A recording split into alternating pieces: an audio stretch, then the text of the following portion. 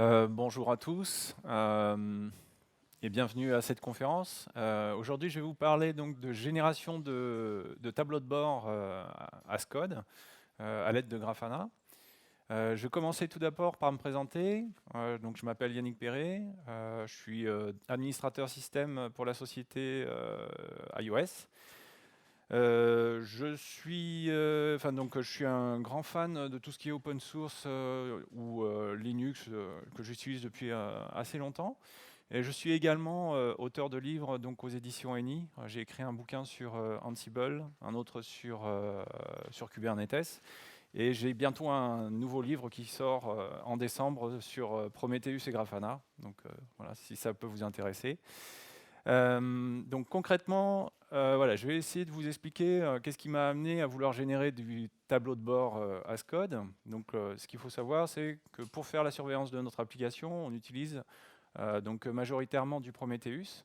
Donc un petit rappel sur le sujet. Donc Prometheus, c'est quoi? C'est un moteur qui va vous permettre comme ça de venir récupérer de l'information qui se trouve exposée sur le côté gauche. Là, on le voit au niveau des exporteurs.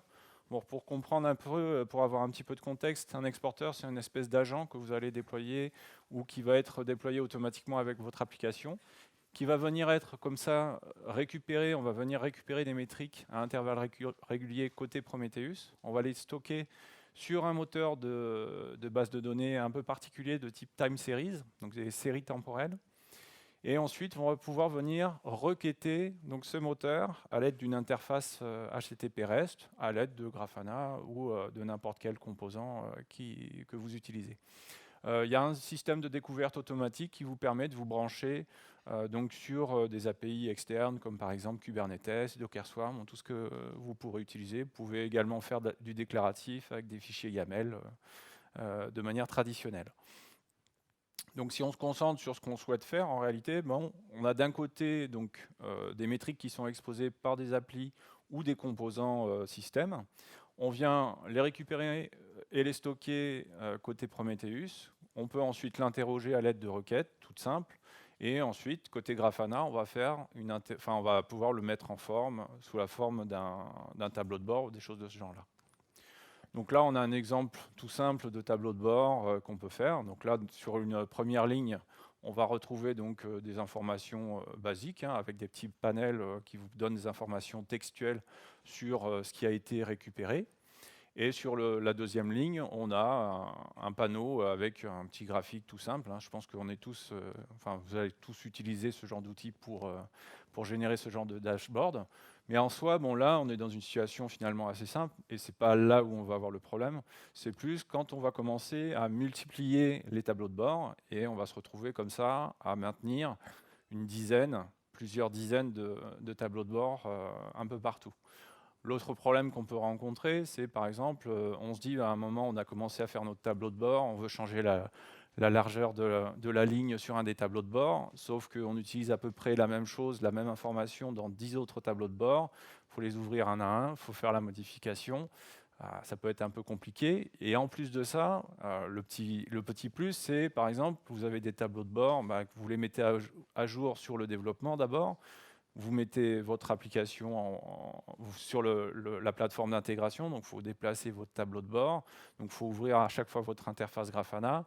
Vous partez sur la production, il faut encore refaire cette opération. Donc ce qui fait que ça peut vite devenir quelque chose de compliqué à faire et qui peut vous prendre du temps, avec des sources d'erreurs. Donc l'idée, voilà, on s'est dit, on se plantait régulièrement, on oubliait de mettre à jour les tableaux de bord régulièrement, donc on s'est dit qu'est-ce qu'on peut faire pour éviter ça. Donc on s'est penché finalement sur ce qu'était un tableau de bord Grafana, et on a regardé, donc concrètement c'est quoi? C'est un flux JSON voilà, qu'on peut récupérer sous forme de fichier.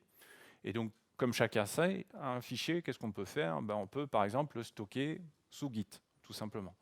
Après, on se dit, tiens, c'est bien, on a notre fichier quelque part, on peut maintenant le déplacer un peu partout, et on peut même se dire, tiens, et si on utilisait par exemple l'API de Grafana pour faire ça? Bon, sauf que, on se dit, mais en plus, on utilise Kubernetes, on va utiliser un config map pour stocker tout ça, ça va être génial. Et puis, alors, le fin du fin, on va même pouvoir utiliser un mécanisme de scripting pour finalement pour le personnaliser en fonction des environnements sur lequel on se trouve. Bon, dans les faits, c'était pas une idée. Enfin, dès le début, on aurait pu se dire que c'était pas une bonne idée, mais bon, voilà, on s'est rendu compte que c'était pas une bonne idée parce que qu'est-ce qu'on cherche à faire au final? C'est prendre un savoureux plat de spaghettis pour le mettre d'un environnement à un autre, et pour ça, on le stocke dans Git. Sauf qu'en le stockant dans Git, on perd un petit peu des informations, c'est compliqué à maintenir. Quand on fait un diff entre deux versions, on a tout un tas de bruits qui sont présents. C'est compliqué à faire parce qu'il faut qu'on extrait le contenu de notre tableau de bord, qu'on le mette dans un fichier JSON, qu'on le sauvegarde. Enfin bref, au final, on se rajoute finalement du travail, alors qu'on cherchait au départ à vouloir à tout prix s'en passer, enfin, se simplifier la vie. Donc on s'est posé la question, mais au final, est-ce que j'ai réellement besoin de Grafana pour faire cette opération de mise à jour et de customisation de mon graphique? Et c'est là où on s'est dit, on pourrait peut-être regarder ce qui se fait sur le marché. Et on est tombé sur, au départ, on a utilisé une librairie qui était basée sur Python. Et en cherchant un petit peu, en pratiquant un petit peu, on s'est rendu compte qu'en réalité, il y avait une librairie qui était maintenue directement par Grafana. Et c'est là où on a commencé donc, à considérer la librairie Graphonet. Donc Graphonet s'appuie sur un outil qui s'appelle JSONet. Alors, je vais expliquer rapidement ce que c'est JSONet.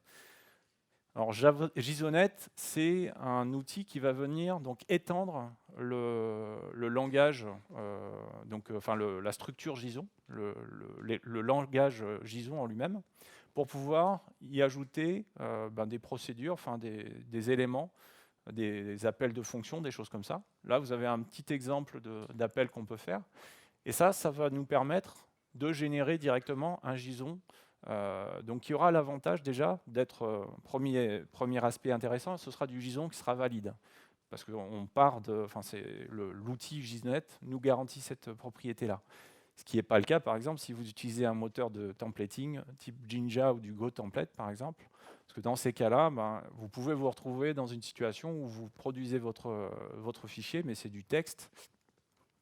Vous ne pouvez pas garantir que le contenu de votre texte soit valide. Donc là, c'est déjà un premier avantage. Et puis du coup, on se retrouve avec quelque chose qui finalement est du code source. Donc ça, c'est du code source qu'on peut réviser, qu'on peut faire évoluer, qu'on peut stocker dans du repository Git.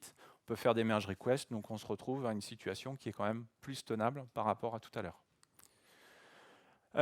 Juste par rapport, donc je vais essayer de faire de passer à la démo assez rapidement. Donc une première démo. Je vais quand même vous parler un petit peu du système que j'utilise donc en local sur mon poste pour pouvoir faire cette démonstration. J'ai utilisé un cluster Kind, donc Kubernetes, qui est déployé à l'aide de Kind. Donc Kind, ça permet de déployer du Kubernetes dans un moteur Docker. Donc l'avantage, c'est comme ça, je n'ai pas à gérer de machine virtuelle ou des choses comme ça. Dedans, j'ai installé donc un opérateur Prometheus. Donc cet opérateur, c'est lui qui va gérer au final toutes les problématiques d'administration de Prometheus, l'ajout des surveillances et des choses comme ça. Et j'utilise également un élément qui s'appelle Blackbox, qui permet de scruter des éléments externes. Ça peut être utilisé, par exemple, si vous avez un partenaire ou un web service, des choses basées à un endpoint HTTP REST quelconque que vous voulez surveiller, vous pouvez utiliser ce genre d'outil. Alors juste pour info, ça va être utile pour la démo que je vais vous faire après. Donc il y a quelques éléments intéressants qui sont remontés en termes de métriques. On peut récupérer par exemple l'état le prop success, ça va nous dire si on a réussi à faire un test vers notre site externe. Il y a aussi le prop, donc ça, l'état des certificats. Donc ça, c'est assez intéressant, parce que ça permet de savoir si un certificat est expiré et dans combien de temps il va expirer. Voilà, c'est des choses intéressantes à savoir. Et le prop duration seconds, donc ça va vous dire en gros le temps qu'a pris le test. Voilà. Dernière chose, donc j'ai un poste sur lequel j'ai installé Grafana directement pour pouvoir faire mon déploiement en continu, ce que je fais, c'est que j'utilise un mécanisme de provisioning. L'idée, c'est de déclarer un emplacement où vous venez déposer vos dashboards Grafana, et automatiquement, ils sont pris en compte et chargés à la volée. Et vu que je suis quelqu'un de très paresseux qui n'a pas envie de lancer des commandes à longueur de temps, j'utilise une petite boucle qui s'appuie sur l'utilitaire inotifywait, qui vous permet comme ça d'attendre qu'une modification arrive quelque part. Et une fois que la modification est faite, vous lancez la copie, et comme ça met à jour votre tableau de bord. Donc on est parti, on va partir sur un premier tableau de bord. Alors, donc, je vais ouvrir mon IDE. Donc, la première chose qu'on va avoir à faire, c'est déjà, donc il faut cloner donc la librairie qui se trouve ici. Hein, je vous ai mis le lien dans la démonstration. Une fois qu'on l'a cloné, il faut l'importer. Et une fois qu'on l'a importé, du coup, on dispose d'un objet G qui va nous permettre de générer nos différents éléments. Donc là, par exemple, on peut dire, la première chose qu'on va faire, c'est on va générer un dashboard tout bête. Voilà, sur lequel on va venir faire un petit coucou, on va dire bonjour Devoxx 2021. Partant de là, on va pouvoir donc générer notre JSON. Donc on utilise la commande JSONet, hein, pareil, qui est installée quelque part. On va lui spécifier ici donc le chemin où j'ai cloné donc la librairie à utiliser, et ensuite on passe le fichier JSONet en question. Donc si on se met en plein écran, hop, on lance ça, et donc on obtient un flux JSON. Alors vous me croyez sur parole, hein, ça on le file à Grafana, il sait l'interpréter et il fera un beau tableau de bord tout vide. Donc on peut vérifier avec JQ par exemple, qui est un outil qui permet de vérifier la structure JSON. Donc on voit qu'on a quand même un JSON qui est valide. Donc c'est bon, on va pouvoir passer à la création de notre tableau de bord. Donc je vais lancer déjà dans un premier temps voilà, une petite instruction qui me permet d'attendre les modifications, puis on va commencer à éditer notre tableau de bord. Donc la première chose qu'on va faire, c'est on va devoir rajouter donc une ligne, donc ça s'appelle row en anglais. Donc là, on va générer un premier objet row dans lequel on va venir donc, donner des informations basiques hein, donc, par rapport à notre exporteur Blackbox. Et dessus, on vient donc ajouter sur notre ligne, on peut venir rajouter des panels d'informations. Donc là, on va rajouter un panel tout simple qui nous permet d'avoir une information sur l'état de notre test. Donc là, on peut faire un single stat.new. Donc là, on va pouvoir donner un petit texte pour dire voilà prob status. Voilà. Et par rapport à ça, donc, on va pouvoir rajouter ici donc, une target, c'est-à-dire qu'on va brancher une requête vers Prometheus sur ce panneau. Voilà, allons-y. Donc là, vous voyez, il faut appeler donc, tous les différents objets qui vont bien. Donc, c'est un peu compliqué à se retenir, bien sûr, les noms au début, mais après, quand on fait ça à longueur de journée, on se les retient. Et donc ici, ce qu'on va pouvoir dire, c'est voilà, quelle est la requête que je vais faire donc, côté Prometheus. Donc là, je vais lui dire, voilà, je vais récupérer la métrique qui va bien. J'ai besoin de passer avec sudo, je tape mon mot de passe. C'est génial, ça s'est bien passé, j'ai pas fait d'erreur de syntaxe. C'est super. Donc là, hop, on va repartir donc dans la liste de mes tableaux de bord. On voit que j'ai un nouveau tableau de bord qui est apparu, qui s'appelle Bonjour Devoxx 2021. On peut changer le nom, hein, vous me croyez sur parole, il n'y a pas de souci. Donc là, on voit ici qu'on a déjà un panel sur lequel il va récupérer l'ensemble des métriques. Probe success, hein, c'est logique, puisque dans Prometheus, on peut récupérer plusieurs fois la même métrique. La différenciation se fera par rapport aux labels qui sont dessus. Donc ce qu'on va faire, première chose, c'est on va se rajouter un moyen de pouvoir sélectionner les différents labels qui nous intéressent. Voilà, donc Donc là, c'est un peu de la même manière qu'on l'a vu auparavant, hein. Donc on crée un objet template, on lui donne un petit nom. Donc ça, c'est ce qu'on pourra utiliser ensuite dans nos requêtes Prometheus pour faire notre sélection. Ensuite, on va pouvoir spécifier l'emplacement, enfin le data source. Donc le data source, c'est la source de données qui est définie. Donc ici, on va utiliser celle qui s'appelle default. C'est celle qui est utilisée par défaut. Dans mon cas, c'est du Prometheus. Bon, bien sûr, il faudra l'adapter à votre cas. Et ensuite, vous spécifiez la requête que vous souhaitez faire pour pouvoir alimenter cette variable. Donc on va ici venir récupérer les labels de la métrique qu'on a consultée. Voilà, on va ici récupérer les labels qui portent le nom instance. On sauvegarde, on rafraîchit, voilà. On a ici un nouveau petit bouton qui est apparu et qui nous permet comme ça de pouvoir venir. Donc là, c'est un sélecteur simple hein, qui nous permet de dire, voilà, je veux prendre par exemple DevOxFR, par exemple. Et ensuite, on peut, alors, au niveau de cette variable, on peut spécifier, par exemple, on peut la rendre un petit peu plus compliquée, enfin un peu plus sexy. On peut dire, par exemple, je veux sélectionner plusieurs éléments. Voilà, multi égale true. On veut pouvoir dire, je veux sélectionner tout d'un seul coup. Voilà.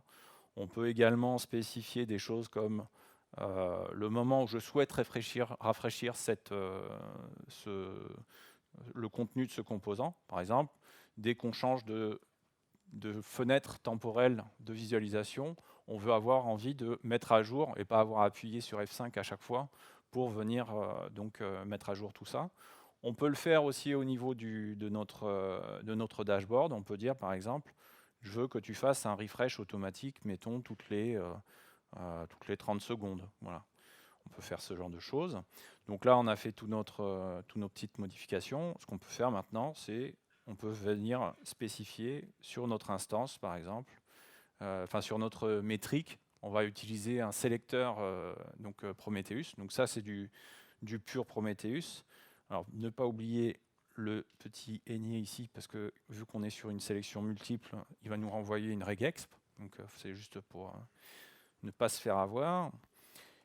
Voilà, on spécifie donc le sélecteur qu'on veut utiliser sur notre métrique et automatiquement, on met à jour tout ça. On met à jour, voilà. Et donc là, du fait qu'on ait sélectionné donc la métrique sur l'instance du devox.fr, on voit qu'il nous a sélectionné directement la métrique. Si maintenant je switch et j'utilise par exemple un autre cas, voilà, il nous permet de vérifier, d'afficher les deux statuts en même temps. Et je peux aussi sélectionner, si j'ai envie, le cas particulier all, et ça permet de voir tout le monde en même temps. Donc on va continuer comme ça, on va se rajouter une nouvelle ligne sur laquelle on va venir spécifier, voilà, on va venir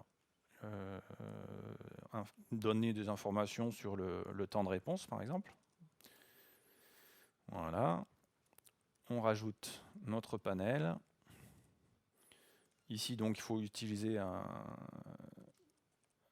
nouveau type d'objet, donc GraphPanel. Donc là, ici, qu'est-ce qu'il faut que je mette déjà on va lui donner un petit nom, donc c'est Average Response Time, en secondes. Ici, toujours pareil, on crée notre panel, et ensuite on vient lui rattacher, parce que donc, c'est vrai que je n'ai pas montré, si on sauvegarde ça tel quel, voilà, on va se retrouver avec un panel vide, s'il veut bien se rafraîchir. Voilà. Ici, voilà, on n'a pas de données qui est présente. Donc là, c'est avec la fonction donc addTarget. Ça va me permettre comme ça de venir récupérer, spécifier la métrique qui m'intéresse, côté Prometheus. Alors, il faut juste que je me rappelle la métrique à récupérer. Voilà, j'ai mes anti-sèches. Voilà, hop. Là, ici, je spécifie de la même manière mes labels, enfin le label que je souhaite récupérer. Je sauvegarde tout ça et normalement, je devrais avoir un beau graphique qui devrait apparaître. Voilà. Là, on voit que ce matin, j'ai ouvert mon laptop pendant quelques instants et que je l'ai ouvert il n'y a pas très longtemps. Et sinon, là, ici, ben, on voit que depuis à peu près une demi-heure, on a des métriques qui apparaissent. Donc là, par défaut, on est sur une fenêtre de 6 heures. On peut changer ça et puis, donc, bien sûr, dire par exemple, alors, il faut que je me rappelle exactement la métrique, ouais, c'est time from. Voilà, on peut spécifier, voilà, par défaut, tu m'afficheras par exemple la dernière heure sur donc, mon graphique. Voilà, on rafraîchit tout ça. On rafraîchit, je disais, et voilà. Donc là, on peut changer tout ça. On peut également changer la taille de mes graphiques. Hein, par défaut ici, donc comment je fais déjà oui, ça va être à ce niveau-là. Donc sur mon panel à proprement parler, je peux lui spécifier un champ span pour lui dire quelle largeur je veux qu'il fasse. Donc c'est quelque chose qui est relatif par rapport à la taille, le découpage sur Grafana. Par défaut, il est de 12 cases. Donc en spécifiant voilà, un span à 6, ça nous permet de faire un découpage qui prend la moitié de l'écran. Et si on fait la même chose sur notre ami le panel ici, on peut le mettre à 12 par exemple. On va se retrouver avec un graphe qui prendra toute la largeur. Donc là, il a pris en compte le premier, mais pas la deuxième modification. Et on peut également, au niveau de chaque ligne, spécifier par exemple la hauteur. Donc là, c'est en pixels de mon affichage. Donc là, par exemple, je peux passer sur un affichage de 400 pixels de haut. On devrait avoir, il faut juste le temps que ce soit pris en compte. Bon, il n'est pas décidé. Voilà. Donc voilà, c'est à peu près ce qu'on peut faire assez rapidement, sans trop faire d'efforts. Qu'est-ce que j'avais d'autre à vous montrer? Ben, pour l'instant, c'est tout. Alors, donc ça, c'est un premier exemple de tableau de bord assez basique hein, qu'on peut faire avec des outils qui sont disponibles de base dans Grafana. Donc je vous ai mis le lien vers les exemples et donc la librairie Graphonet. Hein, donc n'hésitez pas à aller dessus. Pour l'instant, j'ai pas encore commité la dernière version du tableau de bord parce que j'ai quelque chose d'un peu plus léché sur place. En termes d'éléments intéressants aussi que moi je trouve, que j'utilise pas mal, c'est la librairie, je ne sais pas si vous connaissez tous Mermaid, mais bon, le principe de cette librairie, c'est de pouvoir générer à l'aide d'une représentation textuelle une représentation graphique. Alors le gros avantage, c'est que vous pouvez partir comme ça d'éléments finalement qui sont faciles à comprendre et à modéliser, et de venir mapper dessus des éléments de métrique. Alors moi dans mon cas c'est du Prometheus, hein, mais si vous voulez faire ça avec autre chose, je pense qu'il n'y a pas de souci pour le faire. Et ça permet comme ça d'avoir quelque chose qui se met à jour en live. Donc ça donne des graphiques qui sont, moi je trouve très intéressants, et qu'on peut mettre du coup entre toutes les mains, et que, voilà, je trouve, voilà, on a un petit exemple ici de graphique que j'avais préparé pour le coup. Et donc si on regarde le code source qui est derrière, au final, c'est quelque chose qui est, voilà, c'est cette chose-là. C'est vraiment pas compliqué. Si on veut l'étendre, ben on modifie, donc par exemple pour ajouter la partie monitoring. Hop, donc on va se rajouter un élément qui va indiquer l'état de Grafana, qui va pointer sur Prometheus. On sauvegarde tout ça, on met à jour.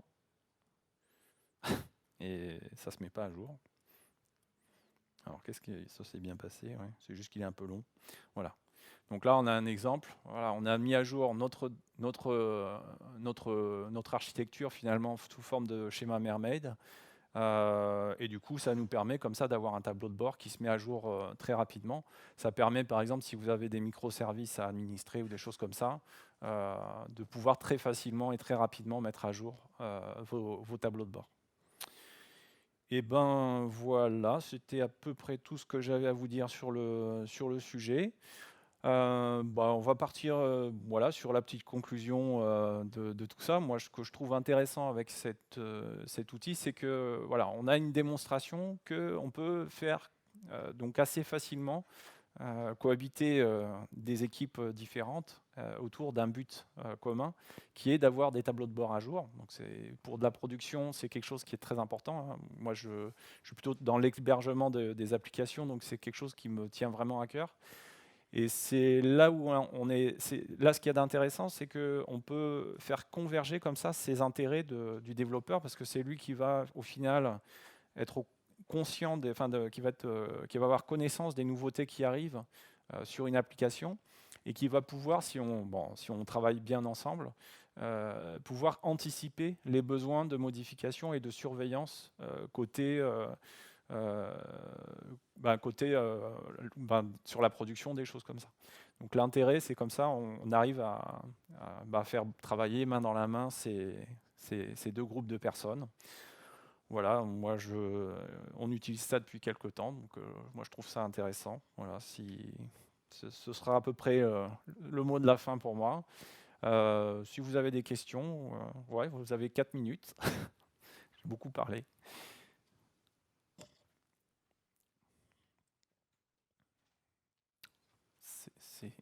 Vous êtes bien sage, hein.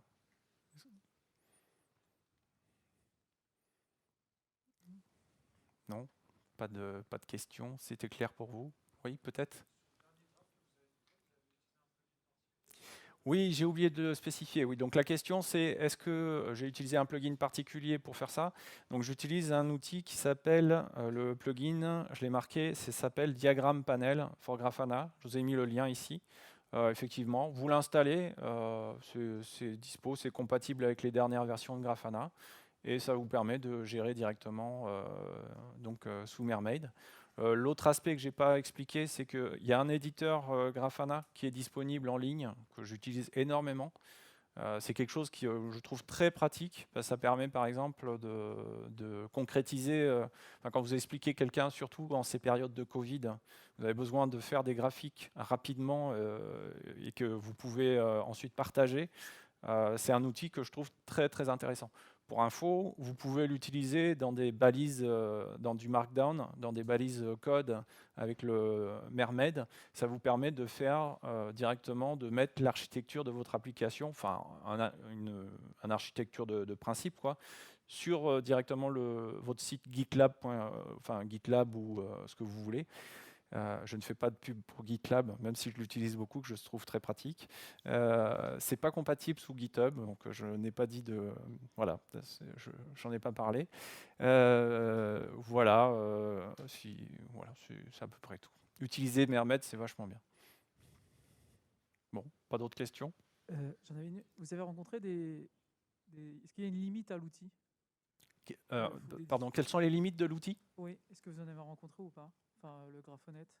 Par rapport à Graphonet, oui, alors il y a des limites, hein, et c'est pas grave en réalité, parce que si, par exemple, là je vous ai parlé de l'outil, là c'est bon, j'ai encore le temps de parler, c'est bon. Si on parle du schéma que je vous ai montré, le Graphonet ne gère pas du tout, par exemple, dans notre cas, donc c'est Mermaid Diagram, enfin le diagramme, voilà, c'est ce plugin-là. Donc c'est pas possible avec la lib Graphonet de le gérer. Mais en réalité, c'est pas très grave. Il suffit simplement de récupérer l'extrait JSON, parce qu'on en a parlé tout à l'heure, mais le code JSON que vous avez, vous pouvez l'extraire et faire finalement un reverse engineering de cette structure, et ensuite l'injecter directement. Ici, par exemple, là j'ai défini une variable qui s'appelle CubeSchema, voilà, dans lequel j'ai mis, on va dire, l'essentiel des éléments qui m'intéressent en termes de visualisation. Voilà, ici, par exemple, pour le contenu, voilà, je fais appel à la méthode import str. Et ben voilà, finalement, j'ai ma structure JSON qui est modélisée ici. Et ensuite, il suffit juste de l'injecter ici à l'aide d'un add panel. Donc là, je spécifie, voilà, que je veux rajouter un panel directement. Je spécifie, alors j'utilise pas le même système qu'on a vu tout à l'heure, où on était sur des rows et des panels. Donc là, je passe directement, je lui dis ajoute-moi le panel directement. Et voilà, je lui spécifie la structure JSON, et il se démerde tout seul pour me générer automatiquement le JSON qui va bien. Ce sera le mot de la fin. Voilà, Merci à tous. Si vous avez des questions.